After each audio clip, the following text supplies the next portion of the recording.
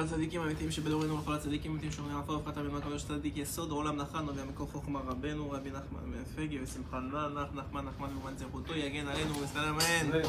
ערב טוב à tous, ça fait très très plaisir. ערב מצוין.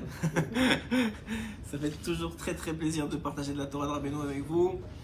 On est très content de retrouver d'ici, Baruch Hashem, de retrouver des gens qu'on aime et qu'on aime voir et qu'on aime étudier avec eux, Baruch Hashem. On partage de la Torah, on partage de la Kedusha, on partage, on s'élève. Merci beaucoup. Alors on est là pour...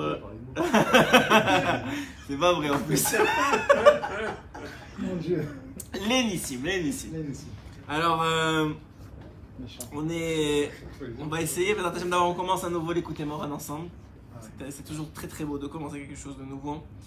Parce que premièrement, ça nous donne souvent, je vous ai dit que le premier paragraphe du Likutei Moharan, c'est qu'il contient toute la Torah. Toute la Torah du Likutei Moharan, c'est-à-dire tout l'enseignement qui va venir. Donc on a un extrait, l'essence. Vous savez, comme dans le jus d'orange, vous avez le jus, l'essence même. Dans l'huile d'olive, vous avez la première goutte. C'est le début d'un Likutei Moharan, c'est la première goutte, c'est l'essence de ce qu'on va étudier. C'est la quintessence. La quintessence, ok, très bien. J'accepte de ce que tu dis. On accepte. Alors, on a l'essence de ce qu'on va étudier aujourd'hui. Avant, on va faire une petite introduction. Pour ceux qui n'étaient pas là entre Mitra et Arvit, donc la plupart d'entre vous, parce que j'en ai parlé un petit peu, mais on va faire une petite introduction puisque, comme vous savez, la beauté de l'étude de Rabbeinu, la beauté du Likutei Moharan, c'est que souvent on l'applique, mais on peut même pratiquement tout le temps l'appliquer à notre vie quotidienne, à ce qu'on est en train de vivre présentement. Alors je me suis posé la question, c'était quoi le lien entre ce qu'on va étudier ce soir et ce qu'on est en train de vivre maintenant. Alors on sait bien sûr qu'on est maintenant dans le Sfirat HaOmer, dans le conte du Homer. Vous savez que dans la Halacha c'est rapporté qu'il y a une marloquette, dans la Gemara elle-même il y a une marloquette à savoir c'est quoi la mitzvah du Homer. Est-ce que la mitzvah du Homer c'est le compte des 49 jours, c'est-à-dire du 1er jusqu'au 48e, c'est une seule mitzvah, c'est une opinion dans la Gemara, ou bien non, chaque jour c'est une mitzvah. Il y a une discussion dans la Gemara, puisqu'il y a une discussion, il y a ça fait qu'on ne sait pas. Donc maintenant c'est la raison pour laquelle quelqu'un qui aurait raté 24 heures de compte, c'est-à-dire il n'a pas compté avec bracha le soir, il n'a pas compté du tout, il n'a pas dit le jour toute la journée, et il se rappelle seulement la nuit, ah mince, toute la journée j'ai raté. Alors à ce moment-là, il ne pourra plus, s'il est sûr qu'il a raté, il ne pourra plus continuer à compter avec bracha. Mais il continuera à compter. La mitzvah continue. Mais on lui enlève le bonheur, pour ceux qui comprennent c'est quoi le bonheur, c'est quoi une bracha, le bonheur de bénir Hachem pour la mitzvah qu'il a donnée. Comme quelqu'un qui mettrait les téfilines sans faire la bracha, il met les téfilines, il a fait une mitzvah, mais on ne lui laisse pas faire la bracha de bénir Akadosh Baruch Hu. Ça, c'est au niveau de la halakha. On a parlé entre Mincha et Arvit et on va revenir pour introduire le Likutei Moharan. Qu'en vérité, c'est quoi le Inyan du compte du Homer? Pourquoi on compte? À l'époque, on a compris, c'était effectivement, on amenait un korban, qu'on amenait le korban du Homer, le deuxième jour de Pessah. Et après ça, on amenait un autre korban à Shavuot. Et pour faire le lien entre les deux, on comptait. Très bien. Mais aujourd'hui, on a encore une mitzvah, même si elle est, selon certaines opinions, pas de la Torah, mais des Rabbanan. Certains pensent encore que c'est de la Torah, mais on va dire que pour la plupart des opinions, comme c'est rapporté par Ovadia, c'est pas de la Torah. On a certaines il y a un verset. Il y en a qui pensent que le Rambam pense que c'est de la Torah. En tout cas, il y a comme ça marloquette. On n'est pas là pour dans la halakha principalement. On veut sortir l'essence de la quintessence, comme vous avez dit, de l'idée principale. Alors en vérité, on te demande de compter tous les jours, pour une raison très particulière. Rabbeinu, il écrit dans le Likutei Moharan, mais on va voir que ça se relie à ce qu'on dit maintenant ce soir. Rabbeinu, il explique que quand il y a un précepte très connu, que sauf Maaseh Marshava Trila, l'action finale vient de la pensée première. Ça veut dire quoi? En clair, ça veut dire quoi? Ça veut dire qu'un homme, il doit s'assurer d'avoir clairement en tête le but qu'il a, pour être sûr d'y arriver. Qu'est-ce que ça veut dire? Il donne l'exemple, Rabbeinu, dans le Likutei Moharan 66, celui qu'on a vu entre Mitra et Arvit, il donne l'exemple du bait, de la création d'une maison. Quelqu'un il crée une maison, normalement tu dis quoi? Quand tu crées une maison, qu'est-ce que tu fais? Ah ok, alors j'ai besoin de quoi pour une maison? J'ai besoin de briques, j'ai besoin de plâtre, j'ai besoin de ciment. Il dit non, c'est pas comme ça que ça marche. Un homme il veut créer une maison, la première chose que doit faire un homme pour créer une maison, il doit se visualiser la maison. Il doit voir la maison. Hein? Voilà, mais non, avant même de faire le plan, oubliez le plan. Quel étage, combien d'étages, pas ça. C'est quoi ma maison? C'est quoi que j'ai envie qu'elle ait l'air? C'est quoi le vibe que j'ai envie qu'elle ait? Pourquoi je fais cette maison-là? Pour qui je la crée? Tu dois te poser des questions qui n'ont rien à voir avec la technicalité. Pas avec la technicalité? Avec la technicalité du projet. אחרי זה, אנחנו לומדים עכשיו. אחרי זה. ברוך השם. Alors on disait que ça n'a rien à voir avec la technique. L'individu, il est pris dans le projet, on va dire les détails du projet tout de suite. Mais attends, comment je vais construire une maison? J'ai pas d'argent. Comment je vais construire une maison? Je connais pas je connais pas de comment on appelle ça d'employés. Je connais pas d'électricien. Je connais pas ça. Je connais rien en plomberie. Il commence à se bloquer lui-même. Mais il a même pas encore commencé, il a même pas commencé le projet maintenant. Alors Rabbeinu dit non, fais pas ça. Premièrement, la première chose que tu dois faire, c'est te projeter dans le projet. Une fois que tu te projettes dans le projet, sache que le simple fait que le juif, il va se projeter dans le projet, il va attirer à lui les éléments qui vont permettre le projet. Il va attirer à lui. Ça veut dire que maintenant, tu n'avais pas d'argent, mais tu as le projet de faire une maison, l'argent va venir. Les contacts vont venir, le plombier tu vas en rencontrer un, le truc tu vas en rencontrer un. Tu vas attirer par le fait que tu te projettes dans l'événement, attirer parce que tu as une puissance, le juif il a une puissance extraordinaire qu'on n'a aucune idée c'est quoi vraiment. Mais en vérité, l'Eshama elle a une puissance tellement grande qu'elle est capable d'attirer les éléments que tu projettes. Ok? Ça c'est déjà un secret incroyable que peu de monde savent. Les gens ils se bloquent alors que ils disent tu sais quoi, je vais pas au man parce qu'il y a tellement, il y a ça. Premièrement projette-toi. Regarde-toi y aller. Est-ce que tu veux vraiment y aller? Pourquoi tu veux y aller? Est-ce que tu as compris c'est quoi? Et ça, pour tout dans la vie, c'est comme ça. Il dit un homme, c'est dommage qu'il arrive à 80 ans, ou à 90 ans, ou à 120 ans, Bezrat Hashem pour nous tous, sans s'être une fois projeté dans sa vie à qu'est-ce qu'il voulait avoir l'air à 120 ans. Un homme dès l'âge de 20 ans, il doit se projeter, se dire de quoi je veux avoir l'air à 120 ans? De quoi je veux avoir l'air? Comment je veux que mes enfants ils soient fiers de moi? Comment je veux que mes petits-enfants ils soient fiers de moi? Comment je veux qu'on parle de moi après ma mort? Qu'est-ce que je veux laisser? Il doit déjà à 20 ans se projeter comme ça. Tu dis attends, c'est la race rame, hein. Comment tu vas me dire projeter comme ça? Au contraire, il dit Rabbeinu, c'est le problème, c'est la race rame, c'est à 120 ans quand tu t'es pas projeté. Parce que tu réalises, tu regardes derrière toi, tu dis attends, mais moi je voulais être là et je suis là. Je suis à l'opposé de ce que je voulais être. Mais tu t'es jamais posé pour te dire qu'est-ce que je veux être. Pourquoi c'est tellement important de se poser pour se projeter, dire qu'est-ce que je veux être à 120 ans? Parce que qu'est-ce qui va faire de toi l'homme que tu vas être à 120 ans? C'est ce que tu fais aujourd'hui. C'est les éléments que tu changes en toi aujourd'hui, demain, après-demain, etc. qui vont créer l'homme de 120 ans. C'est ça qui fait la différence. C'est pas à 120 ans tu te dis, ou aujourd'hui tu dis je veux devenir Rabbi Akiva. Mais Rabbi Akiva il s'est jamais dit je veux devenir Rabbi Akiva. 20 ans ou à 40 ans quand il savait même pas lire la lèvette. Non, il a dit je fais le projet de devenir un Talmid Chacham. Il savait pas que c'était, il avait aucune idée qu'il allait devenir Rabbi Akiva. Mais il a dit ok, aujourd'hui pour devenir Rabbi, qu'est-ce qui me manque? Ah, je sais pas lire l'hébreu. Ok, on va faire la lèvette. Ah, maintenant je fais la lèvette, qu'est-ce qui me manque? Ah, je connais pas les Mishnayot. Ok, on va prendre les Mishnayot. Ah, maintenant je connais les Mishnayot, qu'est-ce qui me manque? Ah, on fait les mains, on fait la Fagma, etc. Mais chaque jour, il a posé le pied ou l'élément. Oh, Hachem. Bah, oh, Chava. En plus, ton fils. Attends, c'est pas possible. Oh, Chava. Ça fait plaisir de t'entendre. J'ai beaucoup entendu parler de toi. Bon, alors on va reprendre pour lui depuis le début. Non, je rigole.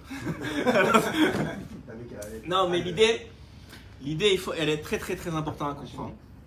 Et c'est un élément fondamental dans la vie de tous les jours de pas se tromper dans nos choix et dans nos comportements.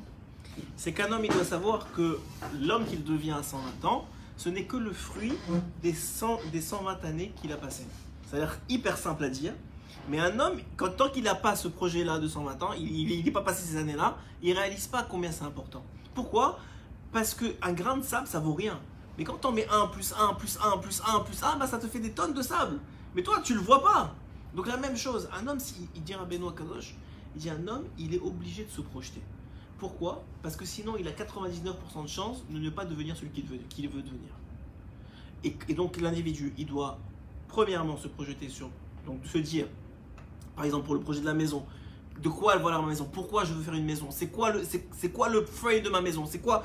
Et après, il va attirer vers lui les éléments qui vont permettre la création de la maison. La même chose, un homme, il doit se projeter et projeter qui il veut devenir, qui il veut être à 120 ans. Et en fonction de qui il veut être, il va attirer vers lui les éléments qui vont le faire devenir cet homme-là. Donc en vérité, nous dire Rabbeinu, tout le secret du Sfiat à Omer, tout le secret du conte du Omer, c'est parce que tout le conte, il y a une opinion qui pense que c'est une seule mitzvah. Pourquoi elle pense ça? Parce qu'il y a une opinion qui pense que tout le Sfiat à Omer, ce n'est que pour le 50e jour. Ce n'est que pour Shavuot, pour la réception de la Torah. Tout ce qu'on fait pour compte maintenant, c'est que 50e jour. Mais celui qui n'a pas, qui n'a pas compris que le jour de Shavuot, on reçoit, comme dit le Zohar HaKadosh, tous les chidushim de toute l'année de Torah. Tous les chidushim, la possibilité que vous soyez là ce soir, ça a été déjà décidé Shavuot dernier. À Shavuot dernier, bon, parce que vous n'avez pas dormi, vous êtes venus, etc. On a décidé que Nissim, telle date, à tel jour du Homer, il va être un shiur de Torah, il va apprendre un nouveau concept de Rabbeinu HaKadosh, de la Torah du Likutei Moharan. Ça a été décidé il y a 1 an. Maintenant, ça s'est concrétisé aujourd'hui, mais tout était en potentiel parce que sauf Maaseh Bemarshava Trila. L'homme, il a montré une volonté de se rapprocher d'Hachem le jour de Shavuot. Hachem, il a dit ok, cette année, il y a tant de pages de Likutei Moharan qui vont être étudiées. Nissim, il va avoir telle page, à tel jour, à telle heure. Et c'est comme ça vraiment que ça marche. Donc un homme, qu'est-ce que dit Rabbeinu? Qu'est-ce que dit la Torah en vérité? C'est que si vraiment il t'apprend à te projeter. Parce que celui qui compte le Homer, juste en comptant comme ça, un jour après l'autre, il accomplit rien vraiment. Il a compris un petit peu, il compte. Au moins il sait qu'il y a un jour qui est passé. Ça aussi, ça t'apprend que le minimum que tu peux faire, c'est au moins compter tes jours. Ça veut dire au moins il y a un jour qui est passé. Qu'est-ce que j'ai fait dans la journée? C'est-à-dire en quoi je me suis rapproché du but. Mais si tu n'as pas de but, juste le jour, ok j'ai compté, mais ça change rien dans ma vie. Mais si un homme il dit non, je compte pas pour compter, je compte parce qu'il y a un but. Je vais recevoir la Torah dans 50 jours. Je veux, et pour recevoir la Torah, si je veux avoir une Torah différente de l'année dernière, je dois être un homme différent. C'est obligé, c'est comme ça que ça marche. Si tu n'es pas quelqu'un de différent, tu ne peux pas recevoir quelque chose de différent. Le gars, il reçoit les mêmes épreuves toute sa vie. Il dit, mais je comprends pas. Toujours ma femme, elle me parle de la même façon. Toujours mes enfants, ils me manquent de respect. Toujours le Shabbat, c'est comme ça. Toujours on s'énerve. Mais mon gars, tu réagis toujours de la même façon. Tu veux jamais changer. Tu veux répondre de la même façon quand elle te dit telle chose. C'est comme, on dirait que c'est le même acte. Tu sais, il y avait un film comme ça à l'époque. Le jour revient, ou je sais pas quoi. Il se réveillait toujours avec le même sonnerie, avec le même truc. Le gars, il change pas, il veut pas changer. Mais tu vas recevoir la même Torah que l'année dernière. Le même nombre d'heures, le même truc, moi un peu plus, un peu moins, en fonction, mais il va pas avoir un gros changement. Mais un homme, il dit non, tu sais quoi, je comprends, j'ai compris ce que le Zohar dit, ce que Rabbi Shimon dit, qu'en vérité, le jour du Shavuot, c'est le jour de Matan Torah. Donc je reçois, il y a plus que ça. Le Zohar, il dit chaque jour, il y a une voix qui sort du mont Horeb, du mont Sinaï, et qui crie au Béné Israël, rapprochez-vous de la Torah, rapprochez-vous de Dieu. Alors le Baal Shem Tov, il pose une question. Il dit, mais il n'y a personne qui l'entend cette voix-là. Pourquoi elle sort? La Gemara, elle dit, ouais, ok, elle sort, mais il n'y a personne. Personne n'a entendu cette voix-là. Peut-être les tzadikim, mais encore. Mais personne n'a entendu cette voix-là. Alors pourquoi ça sert qu'elle sorte? Alors Baal Shem Tov, il dit, non, vous croyez que vous n'entendez pas, mais les Neshamot d'Israël, elles entendent. Et la Neshama, elle entend. Et si elle veut se revenir, c'est grâce à cette voix-là. Et c'est la voix qui la ramène vers Akadosh Baruch Hu. Il dit, reviens. Et Dafka, en vérité, tu l'entends quand même. Donc comme ça, on comprend ce principe-là qu'un homme, cette importance-là qu'un homme il a de se projeter dans l'avenir, mais pas projeter ce terme pour n'importe quoi. Se projeter, ça veut dire se créer l'image de ce qu'il veut être demain. Et quand il fait ça, ça le ramène à aujourd'hui. Ça dit ok, maintenant aujourd'hui, qu'est-ce qui me manque pour devenir ça? Donc maintenant, je pose des actes concrets aujourd'hui qui peut-être, à leur sens, si tu les prends individuellement, ne valent presque rien. Ouais, le gars il dit à partir d'aujourd'hui, je fais la bracha Sheriat Sar avec Kavana. Ça a l'air de rien du tout. Mais un homme qui a fait toute sa vie à Sheriat Sar avec Kavana, je te dis, c'est pas le même homme que le gars qui a pas fait avec Kavana. C'est pas le même homme, mais ça n'a rien à voir, c'est des mondes de différence. Mais c'est une bracha. Ça n'a rien, c'est quoi? C'est rien. Mais quand tu accumules, tu mets un grain de sable après l'autre et un grain de sable après l'autre, ça te fait des tonnes et des tonnes. Et c'est ça la différence entre un homme qui s'est projeté dans la vie, qui s'est projeté dans son avenir et qui a dit ok, moi peut-être aujourd'hui je suis comme ça, et il fait face, on a dit déjà, il faut faire face à sa réalité. Mais une fois qu'il dit qu'il est comme ça, il dit maintenant ok, où je veux être demain? Pas demain, dans 1 an, dans 10 ans, dans 15 ans, en fonction de n'importe quoi dans sa vie, même dans son projet, dans son projet de business, n'importe quoi. Pourquoi? Parce que les coups durs, ça arrive à tout le monde. Vous demandez même aux gens qui ont réussi, ils vont vous dire j'ai planté 4 affaires avant de réussir celle-là. Ouais, mais qu'est-ce qui a fait tenir, qui s'est relevé le lendemain, qu'il a planté la 4e affaire, qu'il n'a pas dit non stop, j'en ai marre? C'est qu'il avait toujours le même projet, il avait toujours le même but, il avait toujours le même idéal. Quand tu as un idéal, malgré que tu tombes, tu as l'idéal, tu vois plus loin que ce que tu es en train de tomber maintenant. Alors pourquoi je vous raconte tout ça? D'abord, parce que c'est très important à comprendre, parce que c'est un mode de vie. Parce qu'un homme, s'il a ce principe-là, lorsqu'il va tomber, il ne va pas se laisser autant affecter, il va être capable de se relever, et surtout, il va être capable d'avoir, quel que soit on dit que tous les chemins mènent à Rome, ouais, mais il faut savoir c'est quoi ton Rome à toi. Ok, il y a des chemins, c'est Hachem qui décide le chemin que tu vas emprunter. Qui va mettre sur ta route, quel rave, quel ami, quelle situation, ça d'accord, mais toi tu as un but. Mon but c'est que mes enfants ils soient fiers de moi à 120 ans. Ok, ça peut être un but, c'est un magnifique but. Mais pour ça, tu fais attention de ne pas t'énerver avec eux, ou devant eux, tu te comportes bien. Tout de suite, ta vision elle change. Alors que si tu dis, tu ne penses pas à ça, et ben quand tu as envie de t'énerver, tu t'énerves. Quand tu as envie de te regarder, tu dis non, mon but c'est ça. Mon but c'est d'arriver à avoir. Alors tu projettes la maison. Ça, c'est un concept qu'il faut essayer d'appliquer. Plus tu te fais jeune, plus ça a de l'impact dans le temps. Ça, c'est pourquoi je vous raconte tout ça, parce que notre écoute morale d'aujourd'hui qu'on commence, qui va nous parler de la quintessence, va nous parler du projet de Dieu. Quand Hachem il a créé le monde, lui aussi il avait une idée première. Et cette idée première, elle a permis la création, mais elle a aussi défini la création. La création du monde a été faite en fonction de l'idée première. Puisque maintenant l'idée c'était le but. Il a projeté. Qu'est-ce qu'il a projeté? Rabbeinu il répond. Il dit qu'est-ce que Hachem il a projeté en premier? La première chose qu'il a pensé quand il a dit je vais créer un monde. Israël. Très bien. Il a projeté Am Israël. Mais pas seulement Am Israël, il y a un twist un peu. Et pas seulement la terre d'Israël, très bien, c'est le Bereshit, il va parler de ça. Mais pas seulement de ça, il a projeté le Nachat Ruach. Écoutez bien, il a projeté le plaisir qu'il allait avoir de Am Israël. Hachem, il s'est projeté, la première idée qu'il a eue, c'est le plaisir qu'il va recevoir de Am Israël. Et quand il a projeté cette idée-là, il a tout créé à partir de là. Alors il dit Rabbeinu Akadosh, après on va rentrer dans les mots, vous allez voir comment c'est extraordinairement beau. Mais, alors il a dit Rabbeinu Akadosh, maintenant pourquoi Hachem il a fait que le lion, tout le monde a peur du lion, et il rugit, il a des dents, il a comme ça, et tel détail, tel muscle, dans tous les détails, pourquoi? Il n'y a pas de problème. Alors pourquoi? Parce que, écoutez bien, parce que un jour, ça c'est un exemple, en vérité il y a beaucoup, tu peux le multiplier, autant que de détails qu'il y a dans le monde, tu peux multiplier l'exemple. Parce que un jour, je vous ai déjà raconté cette histoire, mais elle est tellement belle, un jour allait se lever un rabbin, au fin fond du Maroc, pas au fin fond, Salé c'est pas le fin fond du Maroc, c'est au milieu du Maroc, même proche de la mer. Donc à Salé, allait se lever un rabbin dans les années 1700, qui s'appelle Rabbi Chaim Ben Attar, le roi Chaim Akadosh. Et ce roi Chaim Akadosh un jour, alors qu'il travaillait, je vous raconte l'histoire, mais je la raconte souvent à mes enfants, mais c'est une très belle histoire. Le roi Chaim Akadosh, en plus il est marocain, ça transmet un peu la gêne. Alors, donc ce roi Chaim Akadosh, un jour, qu'est-ce qu'il faisait? Il travaillait à l'époque, tous les tzadikim ils travaillaient. Il n'y avait pas, tout le monde travaillait. Donc il était couturier de bijoux. Ouais, il était orfèvre, on appelle ça, ouais. Sur des robes, etc. Et donc, il était très connu parce qu'il était excellent, comme tous les tzadikim, mais quand ils font les choses, ils les font parfaitement. Et ils sont honnêtes et droits, etc. Tout ce que les tzadikim font, comme le Chavetz Chaim quand ils vendaient des légumes, c'était devenu vendre un légume, c'est pas le Chavetz Chaim, c'est comme c'est de l'art, c'est plus vendre un légume.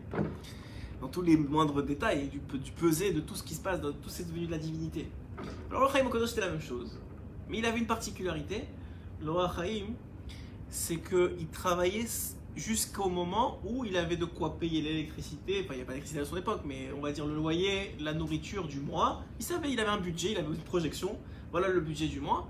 Quand il avait, ça lui prenait une journée, 2 journées, 3 journées, quand il avait fini, Chavetz Chaim faisait ça aussi. Quand il avait fini, il arrêtait. Et Chok Velo Yavor, il arrêtait. Tu pouvais donner ce que tu veux, il arrêtait. Tellement c'était fort ce que lui faisait, que tous les juifs de sa ville, à Salé, eux ils travaillaient moins. Quand le Chaim Akadosh il travaillait 3 jours par semaine. Parce que juste le Chaim Akadosh il influençait tout le monde, il voyait que c'était comme ça, alors lui aussi il travaillait moins. Et dès que le Roi Chaim Akadosh est parti en Israël, les Juifs de la même ville, ils ont recommencé à travailler 4-5 jours. Donc on voit l'impulsion du tzaddik. Bon, le tzaddik, il était là, il travaillait. Évidemment, arrivé un jour, une petite épreuve, il y a le gouverneur de la ville qui marie sa fille. Il entend que le Roi Chaim Akadosh est le meilleur orfèvre. Donc qu'est-ce qui se passe? Il dit, ok, on va demander au Roi Chaim Akadosh de faire les robes de mes enfants et de ma femme.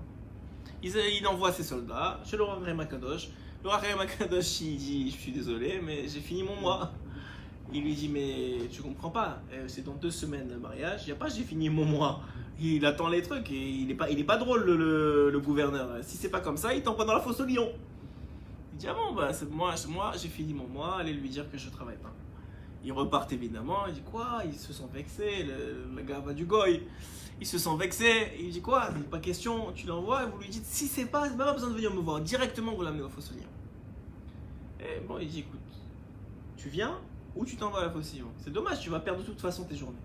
Et non, vous comprenez pas, moi j'ai une ligne de conduite, ma ligne de conduite, si j'ai travaillé ce mois-ci, c'est fini. Vous voulez, il repousse le mariage pour le mois prochain, il n'y a pas de problème. Ce mois-ci, c'est terminé. Il dit, ok, bon, on est obligé de t'amener. Il dit, ok, juste laissez-moi prendre mes téfilines et un livre de Torah et j'arrive. Et il les suit, il l'amène dans la fosse au lion. Tout le monde s'attend à ce qu'il soit bouffé. Qu'est-ce qui se passe? Il s'assoit. Manger. Il s'assoit. Et il ouvre le livre de Torah. Il avait les téfilines sur lui, le livre de Torah. Et là, tous les lions, ils viennent et s'accroupissent devant lui. Et ils écoutent. 1 journée, 2 journées, 3 journées passent. Au bout de 3 journées, le gardien de la fosse, il voit ça. Il dit, c'est bizarre, je vais aller dire au gouverneur. Il dit au gouverneur, attends, mais il y a quelque chose qui ne va pas avec ce prisonnier que vous m'avez amené. Il y a quelque chose qui tourne pas rond. Les lions, ça ne dure même pas 1 seconde d'habitude. Et là, ça fait 3 jours, il est en train de leur faire. Je sais pas ce qu'il leur raconte. Il dit, ah ouais, il est venu voir ça. Il a eu peur. Il a dit, je sais pas quand je savais pas. Je m'excuse, sortez-le vite. Il y a même, l'histoire elle raconte qu'il y a même un des conseillers du gouverneur. Il a dit, mais non, c'est parce que les lions, ils n'ont pas faim encore. Et attendez quelques jours.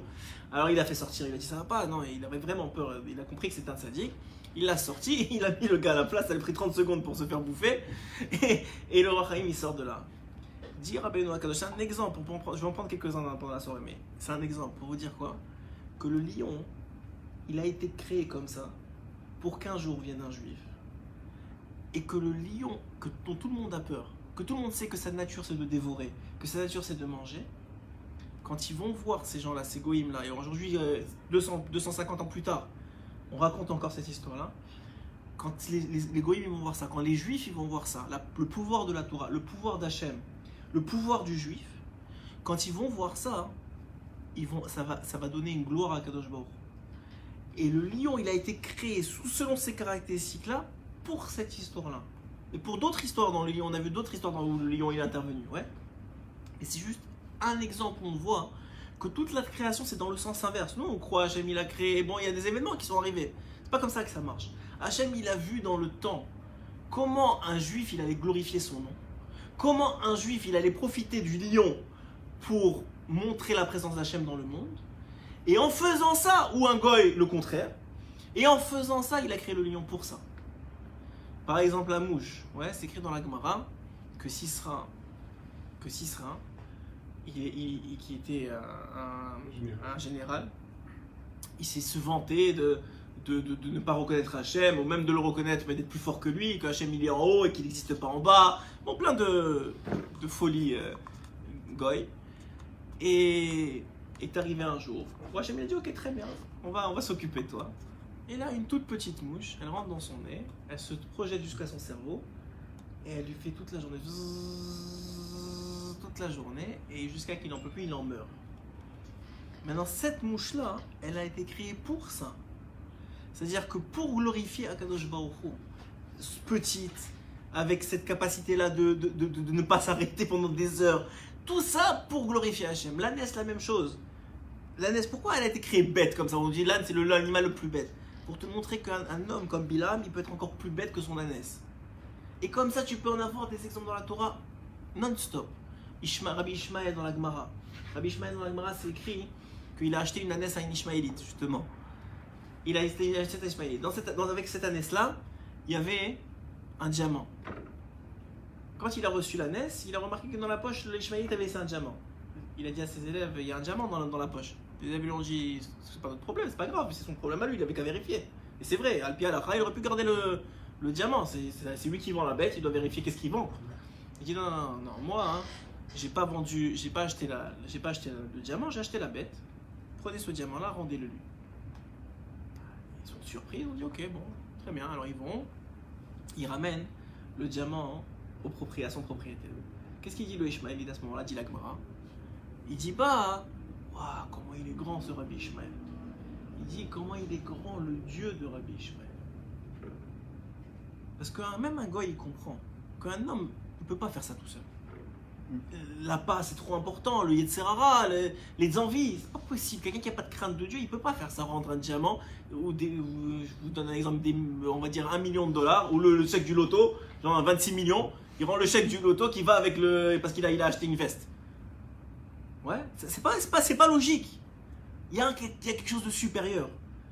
Il se dit Rabbeinu Akadosh, Hachem, lorsqu'il a créé le monde, il l'a créé en fonction de comment les bénis Israël ils allaient utiliser ce monde pour glorifier son nom.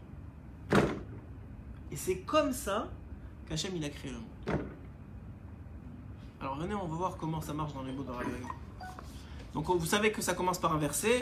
Le verset, on va l'expliquer bien après. C'est un verset dans Bereshit. Vayihem merikim sakehem vehine ish tseror kaspo besako. ויראו את צרורות כספיהם והם אביהם ויראו ויאמר להם יעקב אביהם אותי שקלתם יוסף איננו ושמעון איננו ואין בנימין תיקחו עליי היו כולנה. C'est écrit dans le verset, vous savez, c'est le verset qui dit que alors qu'ils sortaient d'Égypte et qu'ils avaient laissé Shimon en Égypte et qu'ils allaient maintenant récupérer, ils espéraient récupérer Binyamin, puisque c'était la demande de Yosef, ils se sont retrouvés avec les sacs. Et les sacs, il y avait quoi? Il y avait leur argent. Yosef, il avait remis leur argent. Donc c'est le verset qui rapporte qu'effectivement, ils ont ouvert les sacs, ils ont vu qu'ils avaient leur argent. Et là, Yaakov, il leur a dit, non seulement vous m'avez pris déjà, enfin, Yosef est déjà parti, mais en plus, vous voulez me perdre mes autres enfants. Shimon est parti, et maintenant, vous voulez prendre Binyamin.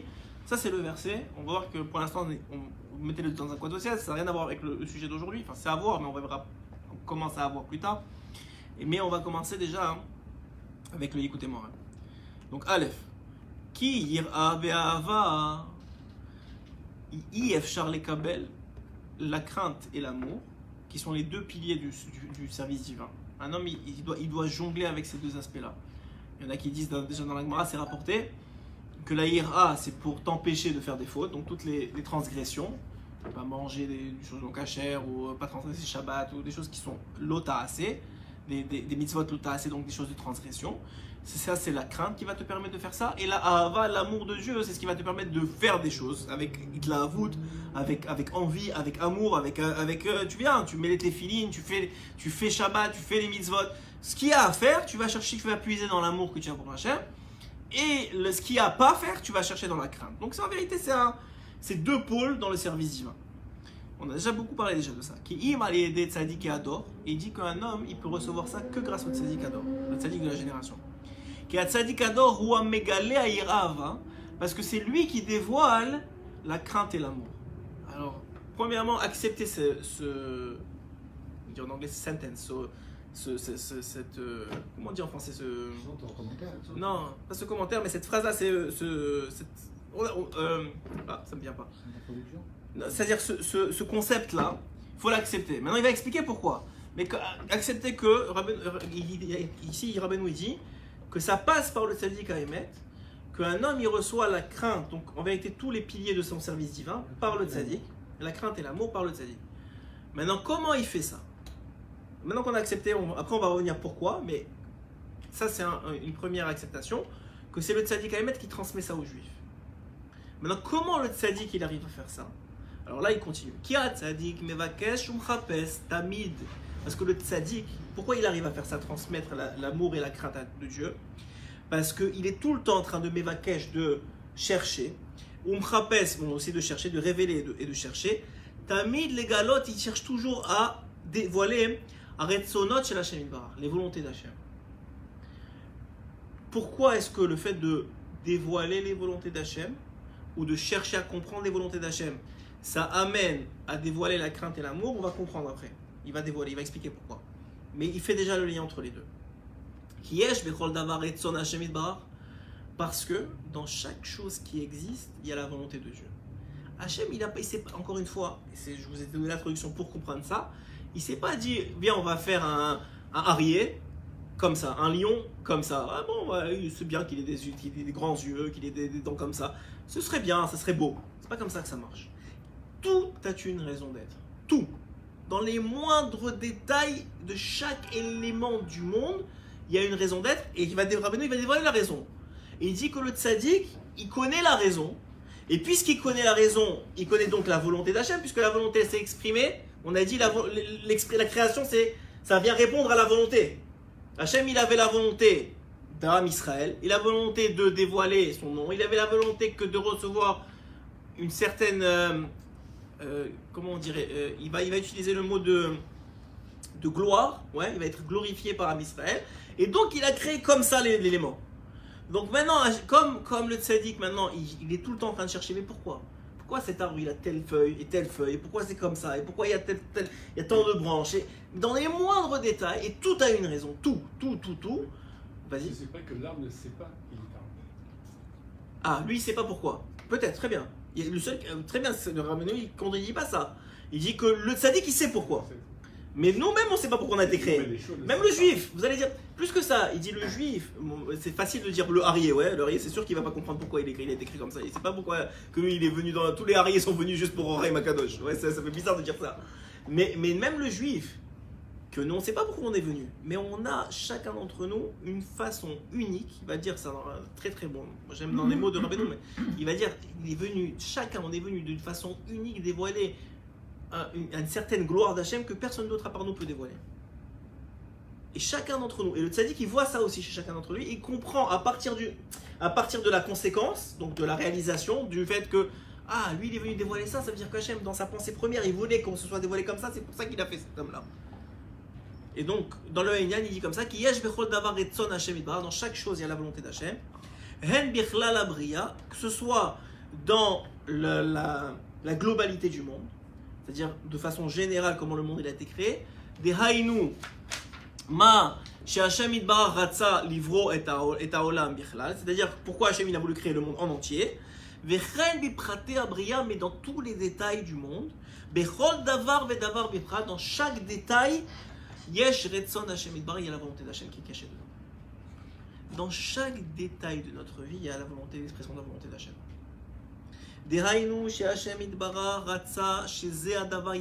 C'est-à-dire qu'il a voulu que cette table elle soit comme ça, avec tel bois, avec telle couleur mauve ici ou je sais pas quoi, avec telle façon, telle grille, tout dans les moindres détails.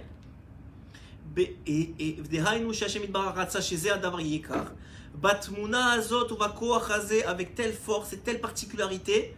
Et de telle nature, et chaque chose elle a sa propre vision, sa propre réalisation, avec une autre force, incomparable, tout est tellement différent dans chaque chose. Et le tzaddik, qu'est-ce qu'il fait? Il cherche cette volonté-là. Il cherche tout le temps c'était quoi la volonté d'Hachem en faisant cette table-là? C'était quoi la volonté d'Hachem en faisant la mouche de telle façon? Pourquoi il a fait tel poisson de telle façon? Pourquoi comme ça? Tout dans les moindres détails, c'est ça ce que le tzaddik fait. Oui, allez-y. Les choses de la nature, j'entends à peu près ce qu'il en est. Oui. Il y a une chose qui sont fabriquées par l'homme, c'est comme l'homme qui le fait. Il y a une arbitre, il y a une décision, il y a un projet, c'est comme qui est établi, qui fabrique à partir des matières premières que Dieu a créées, d'accord? Ouais. L'objet qu'il a vendu. Alors encore, très bien, c'est une bonne question, moi je pense, mais le principe, à mon avis, il est qu'en vérité, la table, elle est l'expression de la volonté de l'homme. Oui, l'homme, il a pensé quelque chose, après mais cette volonté, elle est elle-même l'expression du cachet de Dieu. Donc en vérité, c'est en... Hein? Pas l'objet, la volonté. Oui, mais en vérité... D'accord, mais toujours de toute façon, ce qu'on a dit depuis le début, c'est que Rabbeinu, qu'est-ce qu'il dévoile, le tzaddik? Il s'en fiche du arié, il s'en fiche du lion. Il dévoile quelle était la volonté première, dans la pensée première d'Hachem, de créer le lion. Donc de la même façon, quand il y a une table ici, elle dévoile la pensée et la volonté de celui qui l'a créé, qui est l'homme. Et lui-même, il dévoile pourquoi est-ce que Hachem il a donné à l'homme la capacité de penser à mettre une table en place. Mais tout ça, c'est des choses incroyables. On ne peut pas rentrer dans ça, tu veux dire fou. Il donne le sechel. Oui, le sechel qu'il y a dans chaque chose. Oui, très bien. Mais ça veut dire c'est l'expression du sechel. C'est l'expression d'une volonté.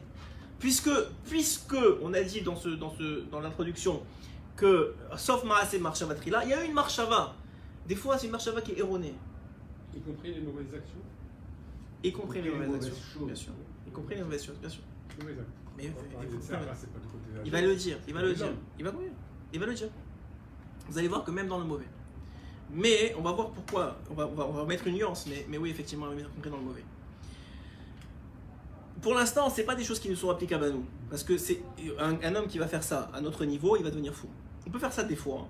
Ça nous fait du bien des fois de voir la grandeur. Par exemple, quelqu'un qui se met devant la mer, il va faire des doutes. Il voit la grandeur de la création du monde, de façon générale. Mais quelqu'un qui va dire pourquoi le verre il est comme ça, il va devenir, il va sortir de son monde.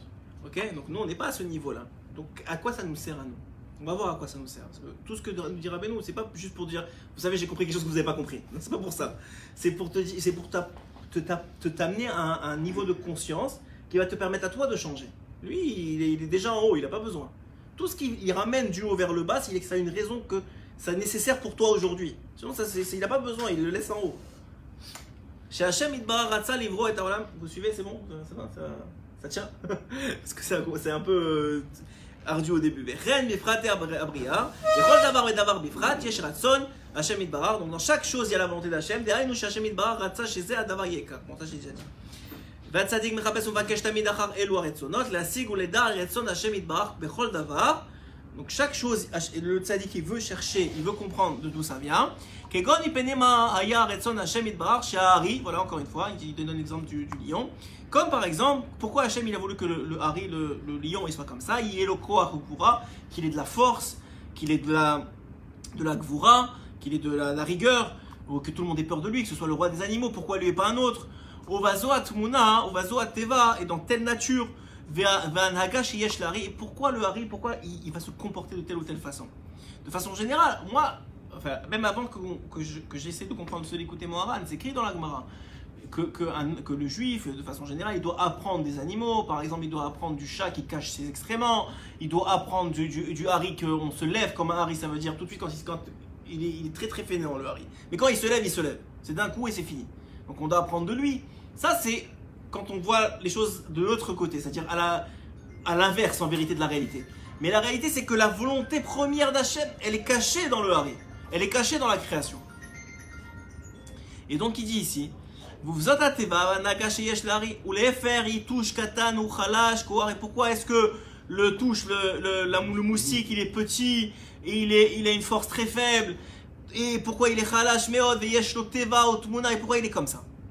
Veren vifrate pratiot, et dans chaque détail de la création, kegon behari beatzmo, comme dans le lion de lui-même, mipene mazeh evav shel ha'ari tzura tokar, pourquoi il ressemble à ça? Veyesh lo koar veteva kazot ve'ever acher yesh lo tzura acheret ve'koar ateva azot, etc. On reprend tout le principe. Veren bishar kol abroim, et pour toute la création du monde. Domem, Tsomeya, Chaim, Medaber, dans les 4 niveaux. Vous savez qu'il y a 4 niveaux dans la création du monde. Il y a il y a l'inanimé, on va dire, le Domem. Il y a le Tsomeya, le végétal. Il y a le Chai, qui est l'animal. Et il y a nous, le Adam, le Medaber, on appelle, que le Zohar, il appelle ça un parlant, un être parlant. Vivant parlant, c'est nous. Ouais, donc ça veut dire la création lui-même. C'est les 4 niveaux de création. C'est pour ça qu'un homme, de façon générale, dit le Zohar Kadosh, il doit faire attention à ce qu'il mange. Ouais. Normalement, l'homme a été créé pour pas être carnivore. A priori, l'homme ne devait pas être carnivore. Ouais. C'est seulement à partir de Noach que Hachem, en sortant de la Teva, il voulait amener un korban. De ce korban-là, il a permis de manger, etc. Mais avant ça, hein, il n'y avait pas de volonté que de la création. Pourquoi? Parce qu'avant qu'il y ait le déluge et toute la destruction de ce monde-ci par le dehors du déluge, il n'y avait pas de raison encore de métaken, il n'y avait pas de nécessité de l'homme d'intervenir dans le tikkun de l'animal. Vous savez que tout ce qu'on fait, c'est pour réparer. Bon, souvent on détruit plus qu'on répare, on va dire ça comme ça, mais bon, on va être gentil. Mais en vérité, tout ce qu'on fait, c'est pour réparer. Donc maintenant, un homme, par exemple, dans la nourriture, un homme, il est là pour élever la nourriture. Ouais. Shabbat, elle s'élève d'elle-même. Shabbat, il n'y a pas besoin de faire quoi que ce soit. Juste, tu manges. A priori, même sans kavana, bon, c'est sûr c'est mieux avec des champs, etc. Mais même sans kavana, sans rien, l'élément lui-même, puisque tous les mondes, ils montent. Donc l'élément de Tsoméa, il monte, tout le monde monte. Et donc, ils sont élevés de toute façon. Mais de façon générale, on va dire, dans la nature des choses de la semaine, un homme, par exemple, qui mangerait de la viande pour rien, c'est un problème. Pourquoi? Parce que c'est l'élément le plus difficile à élever de la création. C'est l'élément qu'il est le plus difficile pour l'homme de faire le tikkun. C'est aussi à digérer. Vous remarquez que c'est plus difficile à digérer. Tu te réveilles pas le matin à cause que tu as bien mangé le laitier, c'est facile à digérer. Encore, pourquoi? Parce que même dans la digestion, le tikkun, tu vois que c'est plus facile. Ça veut dire que même dans la réalité physique, tu vois que le travail qu'il y a à faire sur l'élément, il est plus facile. Donc normalement, un homme, à part quand c'est par exemple pour une iloula, c'est pour ça que quelqu'un qui est carnivore, comme des fois beaucoup d'entre nous, alors toujours avant de manger de la viande, c'est bon de vérifier s'il y a une iloula d'un tzaddik. C'est vrai, même si c'est un four, c'est-à-dire t'as envie de manger donc tu vérifies. C'est pas parce qu'il y a une iloula que tu fais. Mais bon, c'est déjà mieux que rien.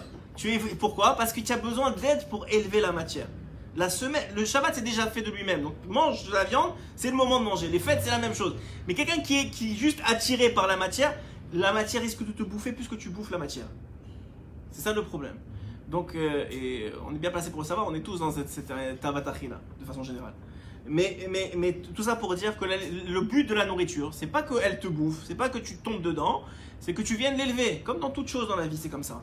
Donc maintenant, quand c'est difficile, tu as besoin d'une mitzvah, d'une seudat mitzvah, par exemple une ioula, pour t'aider à monter la matière sans même que tu aies encore touché la matière. Ça, tout de suite, tu dis, ah, c'est les Nishmat ou les Rvod. Je sais pas moi, la semaine prochaine c'est Rabbi Shimon Bar Yochai. Ah, c'est l'Irvod Rabbi Shimon Bar Yochai. Tout de suite, l'élément lui-même, la nourriture, la viande, elle s'est élevée d'un coup. Tu n'as pas vu, les atomes ils ont changé. Juste parce que tu as dit ça à table, les atomes ils ont automatiquement changé. Maintenant, cette nourriture elle est beaucoup plus facile à digérer. Pourquoi? Parce que maintenant, le tikkun, l'élément il est monté. Toi, tu n'es pas monté, on va dire que tu n'es pas monté, tu es au même niveau. Mais l'élément, il est monté, donc il est beaucoup plus facile à digérer. Et digérer, je parle même spirituellement, de faire sa réparation. Il faut savoir que, une histoire comme ça, c'est le Noam Elimelech, il me semble.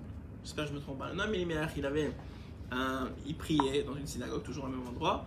Il avait un de ses élèves qui était un Baal Habayit, quelqu'un qui travaillait toute la journée. Et c'était, tous les ans, il avait l'habitude, pour la Yortzeit de son père, de faire on n'a pas fait, ça me fait penser, les Refoua Shelema de Talia, c'est par le Torah, soit pour la Refoua Shelema de Talia Bat Efrat Myriam, de Chana Bat Esther, de Soli Bat Mesoda Bezrat Hashem, Shalom Ben Myriam, Bat Shira Bat Rivka, Shalei Bat Rava,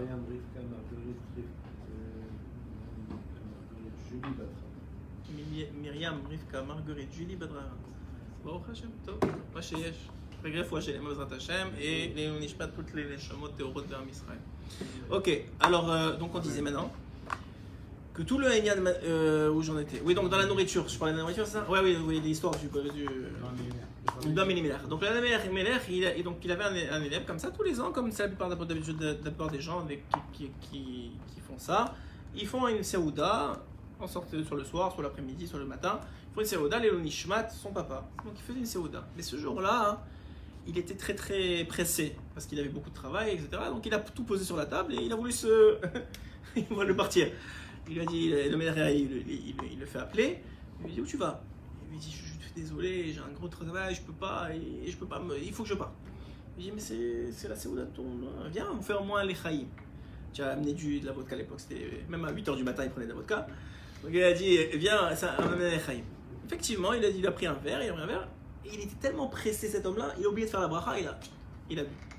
Et lui, pour bien marquer le coup, la mère, il se pose, il fait une bracha lentement, et l'autre il devient rouge, j'ai bu devant le Noam Elimelech sans faire de bracha, et il lentement avec Kavana, Baruch Atah, il s'arrête, parce qu'il faut s'arrêter 3 fois, Baruch Atah Hashem, on s'arrête, et Elokeinu Melech Haolam, on s'arrête, et après on fait chaque fois, oh, ce qu'il y a. À l'époque, pour la vodka, c'est Shakol. Aujourd'hui, je sais pas. Bon, je sais pas c'est quoi la vodka aujourd'hui. Shakol encore, ouais. Ok, c'est bon. Alors, ça dépend quel verre. Alors, tout simplement pour dire que il fait la bracha et il dit, ah bon, maintenant tu peux partir. Il lui dit, attends, mais je voulais te dire, heureusement que j'ai fait la bracha. Et lui dit, oui, bien sûr, je m'excuse, j'ai pas pensé, il se sent pas bien. Non, c'est pas pour ça que je te dis ça. Il dit, parce que c'est dommage que ton papa, ils l'ont jugé en haut. Ça fait déjà 20 ans qu'il est parti. Et ils lui ont permis de revenir dans du blé. Et dans le blé, ils l'ont permis que ce blé-là, c'est le blé qu'on a ramassé pour faire 7 vodka. Et pour 7 vodka, et qu'il est revenu dans cette bouteille, et que toi, tu n'as pas fait la bracha, c'est dommage. Heureusement que j'ai fait la bracha pour toi. C'est pour te dire quoi? Qu'on sait pas, non, je vous dis, ça c'est l'histoire du Noël et les mères. Mais tout ça pour comprendre que tout ce qu'on fait, même si on n'a aucune idée, même si on se trompe, des fois on se trompe, mais on se trompe pas. C'est-à-dire, il y a pas, et Hachem, il te laisse pas te tromper. Toi, tu as l'impression de te tromper, tu as un tikkun à faire en plus pour toi, tu vois ce que tu veux. Mais même dans le mal, on se trompe pas. Hachem, il ne permet pas quelque chose qui ne participe pas au tikkun, ne participe pas à la réparation. Pourquoi? Parce qu'il n'a pas de temps à perdre. Donc c'est vrai qu'il y a un libre arbitre, c'est vrai que tu vas te tromper, mais même cette erreur, qui a l'air d'une erreur, quand Mashiach va venir, on va dire mais c'était pas une erreur.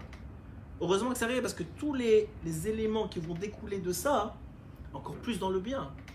Encore plus dans le bien, j'ai écouté Ravia et Yaakov Citruc qui parlait de son père, je ne sais pas si vous avez écouté cette histoire.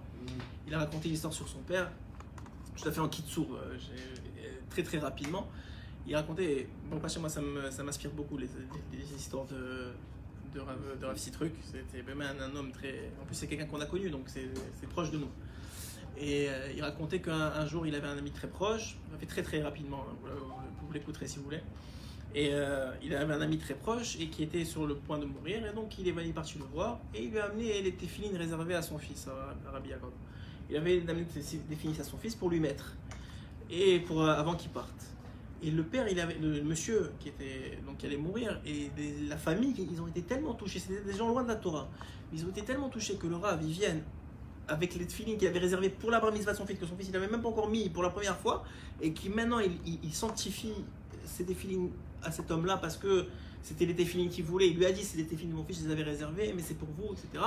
Et il lui a mis comme ça. Ils étaient tellement touchés que cette histoire, elle est restée comme un rochem, comme une histoire, une empreinte dans la famille, que même s'ils étaient loin, hein, et même un des fils était même marié avec une goyate, en tout cas je vous donne pas tous les détails, mais même s'ils étaient loin, c'est resté comme l'histoire du Rav Citruc dans la famille.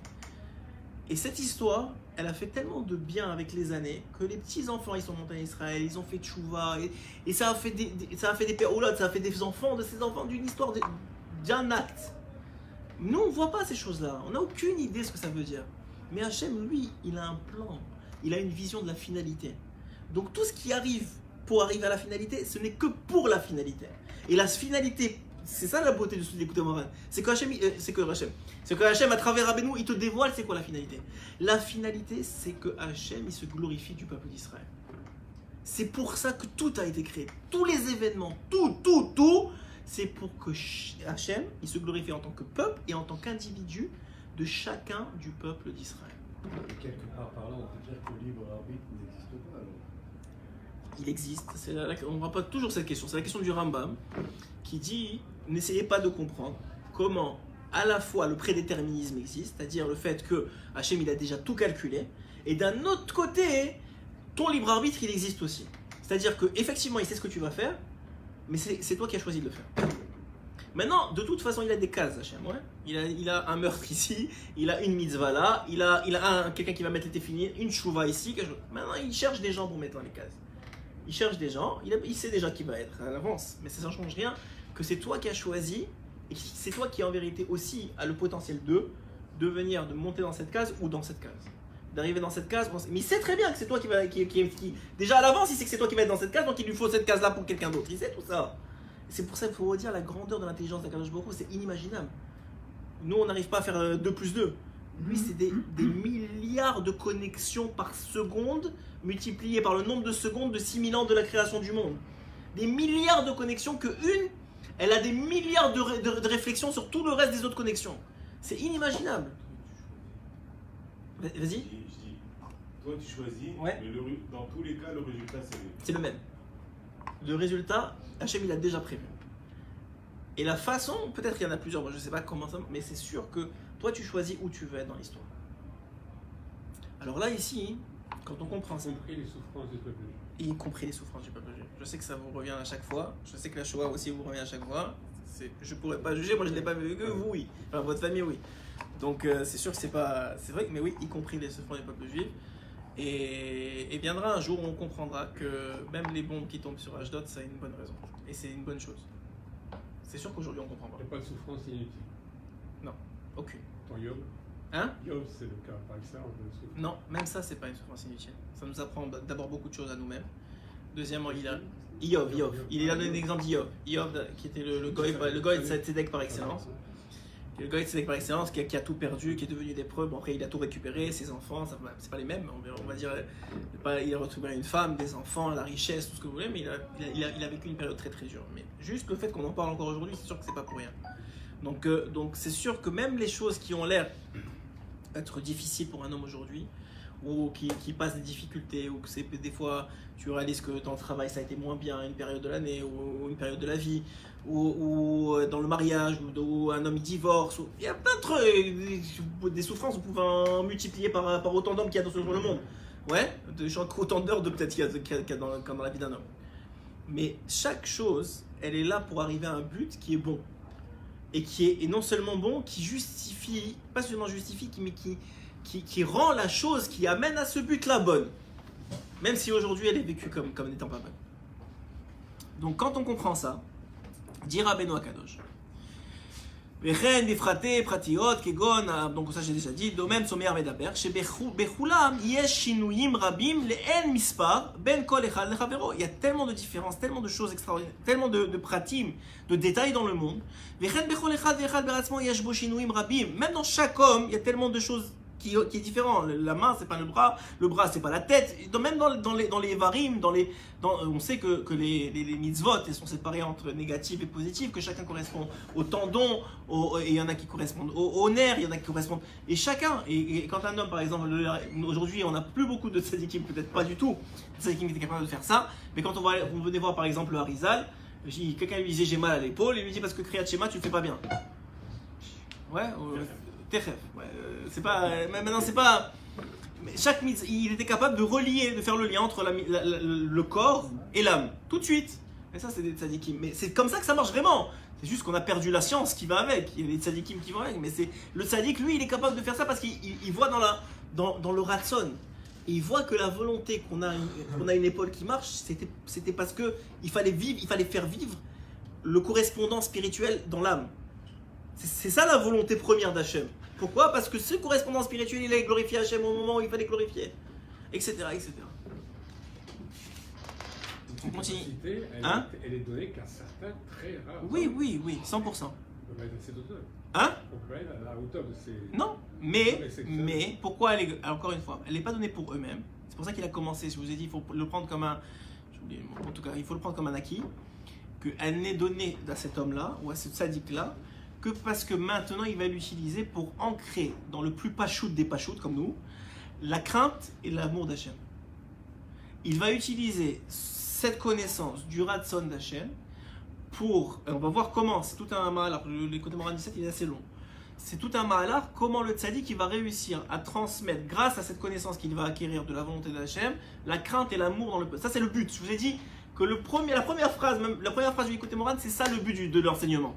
Donc comprenez que tout ce qu'on va apprendre maintenant, c'est pour comprendre comment le tzaddik il amène chez l'homme la crainte et l'amour qui est l'essentiel du service divin.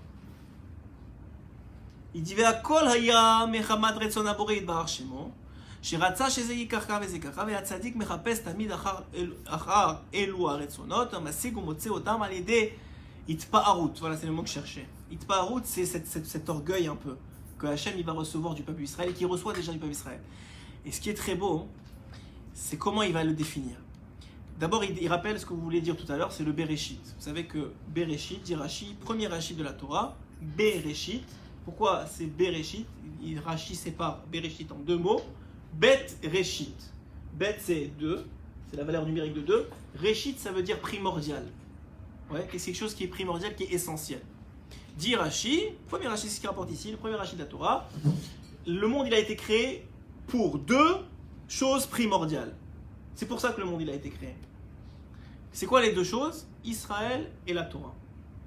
Moi jusque-là, jusqu'à ce d'écouter Moran Bémet, je vous dis franchement, je pensais, j'avais compris, et c'était vrai aussi, mais je n'avais pas compris jusqu'au bout de ce que Rabbeinu il veut comprendre, que bon, alors Hachem il a créé parce qu'il voulait qu'il y ait la Torah, il voulait qu'il y ait Israël.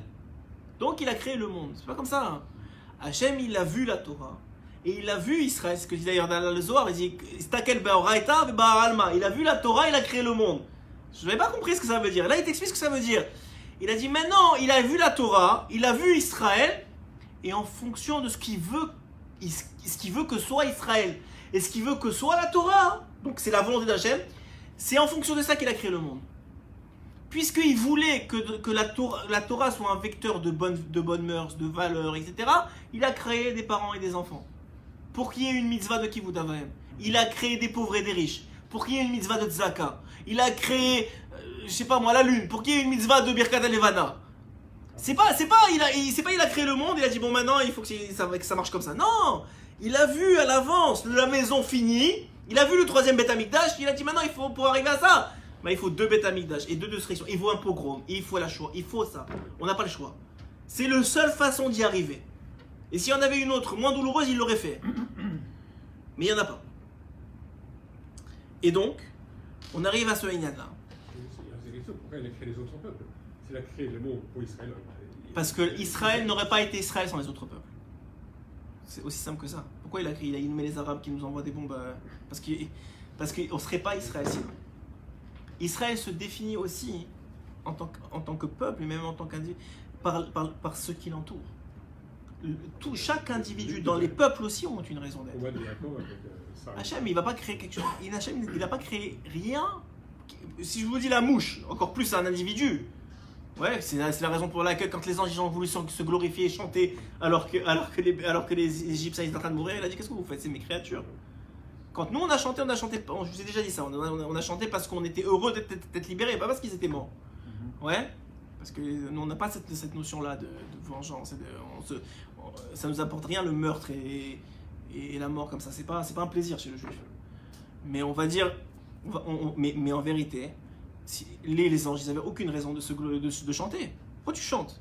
C'est mes créatures, je ne les ai pas créées pour rien. Il y avait un but. Et pourtant, tu me dis que c'est des créatures qui ont asservi, qui étaient méchants, ça ne change rien. C'est mes créatures, ils ont un but.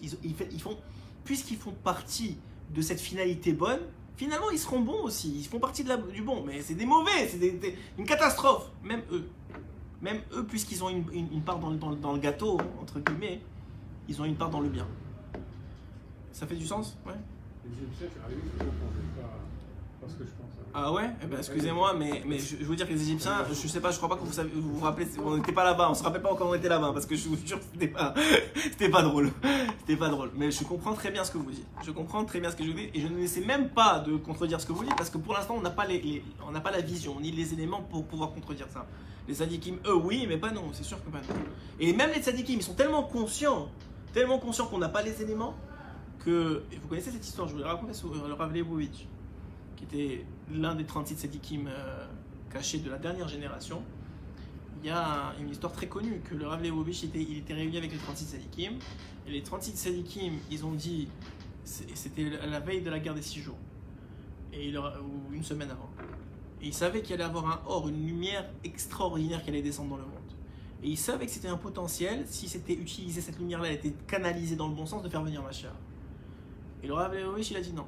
Enfin, c'était la tête des 36, il a dit non. C'était le seul qui a dit non. Alors tous ils ont dit, mais ça y est, c'est bon, on peut y arriver, la lumière, elle descend. Elle a dit, moi, je veux pas une deuxième Shoah. Et elle va descendre, on va y arriver, mais pas au prix d'une deuxième Shoah. Je préfère attendre, sans deuxième Shoah, et qu'on y arrive. Et c'était le seul des 36 à avoir vécu la Shoah. Donc vous voyez que même lui, qui comprend ce concept-là, qui sait, il dit, mais non, mais moi, je me mets à la place du petit qui comprend pas. Et lui, il vivra, et je veux pas qu'il vive ça.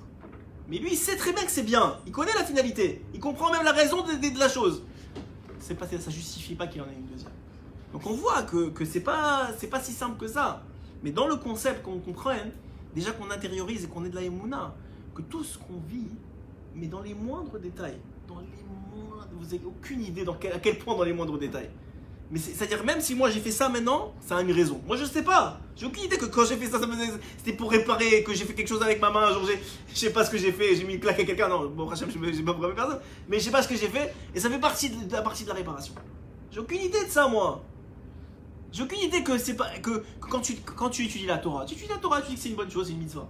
Mais tu sais pas qu'à chaque fois que la salive elle sort, elle vient réparer du lachonara, elle vient réparer des mauvaises choses, elle vient réparer même peut-être des gilgoulim, un jour tu as mal parlé de quelqu'un dans une autre vie, que tu n'as rien à voir, je sais même pas c'est quoi. Et là, Hachem, il a fait en sorte que tu puisses parler de Torah et que ça a les mêmes sujets ou que ça a les mêmes mots, ça a les mêmes lettres. Rabbi nous dit dans l'écoute Moran, on l'a fait ensemble, l'écoute Moran d'Alet. Chaque fois que tu fais une Avera, ça écrit sur tes os comment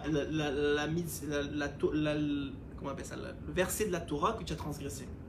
Mais ça l'écrit pas en bon ordre, ça l'écrit avec des lettres inversées. C'est la raison pour laquelle il faut venir chez le tzaddik pour avouer toutes les fautes qu'on a fait. Et on avait vu ça, oui. On avait étudié ça, si vous vous rappelez bien, pour ceux qui étaient là. Et pourquoi? Parce que le fait que tu avoues devant le tzaddik les fautes que tu as fait, ça remet en ordre les lettres que tu as inversées. Et ça fait comme si tu avais fait une mitzvah à la place de la vera. Ouais, c'est le Yann que la veille de Rosh Hashanah. Au Man, on fait vidou dvarim. On fait un peu des fautes. Il y a un vidou dvarim je rappelle tous les ans presque. Il y a un vidou dvarim du Chida qui rapporte à peu près, moi je pense qu'il y a toutes les fautes possibles et inimaginables, même ce alpizoar que tu as mangé la nuit, que c'est interdit alpizoar, et tout ça, même ça il le dit. Donc tout ce qui est possible, il le sort. Et on est tous, on vit tous notre cœur à partir de là, mais c'est un Yann comme ça. Donc on a la même chose ici. Alors, donc tout a été fait, il y a tout dans les mondes d'état, il y a une raison. Il y a une raison, il y a une volonté derrière, il y a une volonté d'Hachem derrière, qui est une petite volonté par rapport à la grande volonté générale qui est d'arriver au tikkun, d'arriver à la réparation, d'arriver au bien absolu.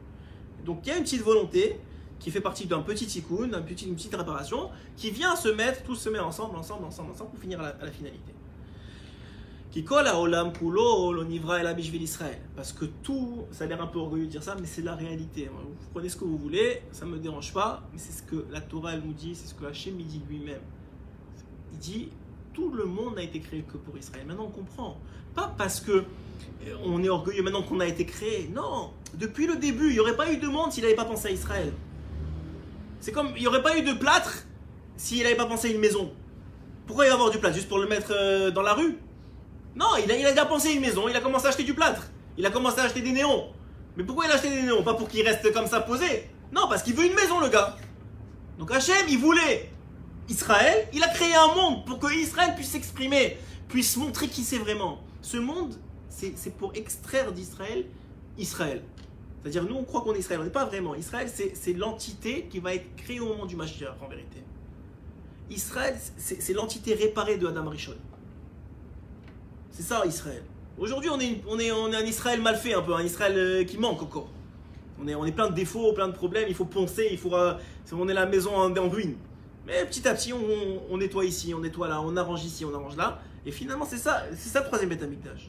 On arrive à un Israël complet, un Israël réparé, un Adam Arishon réparé qui est meilleur en vérité, qui a en vérité la vraie volonté première d'Hachem Yitbarach. Adam Arishon qui a été créé, c'était pas la volonté finale. C'est puisque sinon ça aurait été fini là. On sait très bien qu'Hachem il a mis en scène la faute. C'est connu, c'est Xerat Melech, on a dit que Rashi dit déjà. Donc ça veut dire qu'il a mis en scène parce qu'il a une vision de ce qu'il veut que Adam Arishon soit vraiment. Qu'est-ce qu'il veut que ça devienne. Nous on n'a pas cette idée-là. Tout le monde entier n'a été créé que pour Israël. Bereshit Bishvil Israël, comme c'est écrit, Bereshit pour Israël et pour la Torah. Donc tu peux dire la même chose pour la Torah. Chez Nikra Reshit, qui est appelé Israël, c'est écrit, elle est appelée ça. Il y a un verset qui dit que Israël c'est le Reshit, c'est quelque chose qui est primordial encore une fois. Qu'Israël ala b'machashava techila, parce que Israël est venu en premier dans la pensée d'Hachem. Des haïnou chez Hachem, vous imaginez ce qu'on est en train de dire? Il y a un tzaddik qui est en train de tout dévoiler. C'était quoi la première pensée d'Hachem avant d'avoir créé le monde? T'imagines ce qu'on est en train d'étudier? T'imagines ce qu'on est en train de comprendre? Des gens il y a des grands érudits en Torah qui ont étudié plein de Gemarot qui ne savaient pas ça. Qu'est-ce qu'il a pensé en premier Hachem quand il a créé le monde? Rabbeinu, il te dit, il a pensé à Israël. Et c'est pour ça qu'après ça, il a fait tout en sorte pour que ça fonctionne.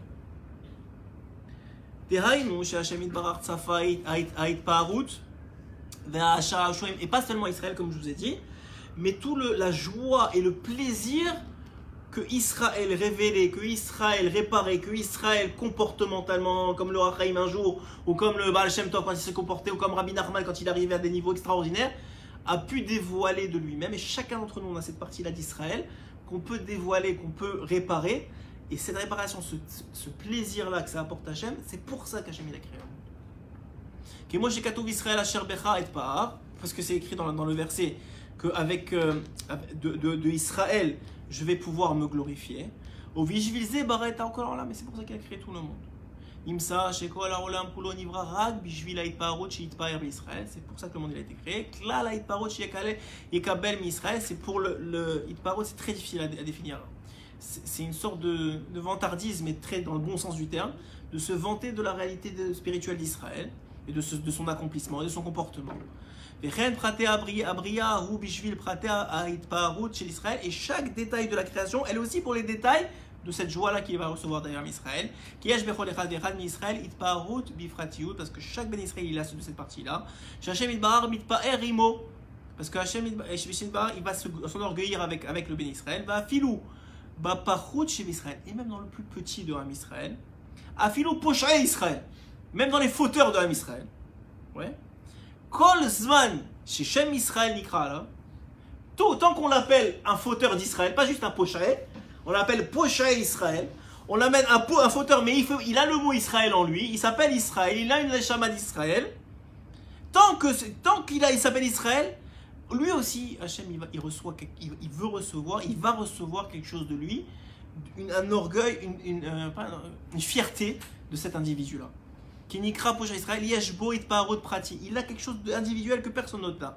Hachem Itbar Mitpaer Imo Befratiot, que Hachem il va se glorifier, s'enorgueillir, que regardez, je l'ai créé. Je suis fier de l'avoir créé. Pourquoi? Regardez, il a dévoilé à ce moment-là, à cet individuel, il a fait ce tikkun-là, il a fait cette réparation, et personne d'autre qui pouvait prendre cette place à part lui. Et est-ce que tous ceux qui ont disparu, qui sont entièrement assimilés au goïm pendant des générations? Ce sera pas, encore une fois, ce ne sera pas la finalité. On est au milieu du film. Vous ne pouvez pas décider tant que vous n'avez pas fini le film. Quand on aura fini le film, on reparlera, vous verrez, vous n'avez même plus de questions, ni moi, ni vous, personne n'aura plus de questions. Mais on est au milieu du film. Tu dis pourquoi? C'est comme les films maintenant aujourd'hui, ils font n'importe quoi avec les films. Ils font mourir un gars, dis mais pourquoi il est mort? C'est sûr que c'était lui le héros? Finalement il revit, non il n'était pas vraiment mort. C'est comme ça que ça marche. On sait pas ce qui. Tant que tu n'as pas vu la fin du film, tu ne peux pas dire ce qui se passe. Mais ce qui est sûr, c'est que la fin du film elle n'est pas encore arrivée. Mais la fin du film justifiera et on comprendra tous les pratiques de toutes les choses. Et on sera tous au niveau du tzaddik que le tzaddik il atteint aujourd'hui. Au temps du Mashiach, on sera tous à ce niveau-là parce que tout le monde sera clair individuellement pourquoi chaque événement de sa vie est arrivé. Chaque rencontre, tout ce que vous voulez. Et Rabbeinu il dit que c'est ça la plus grande joie du Mashiach.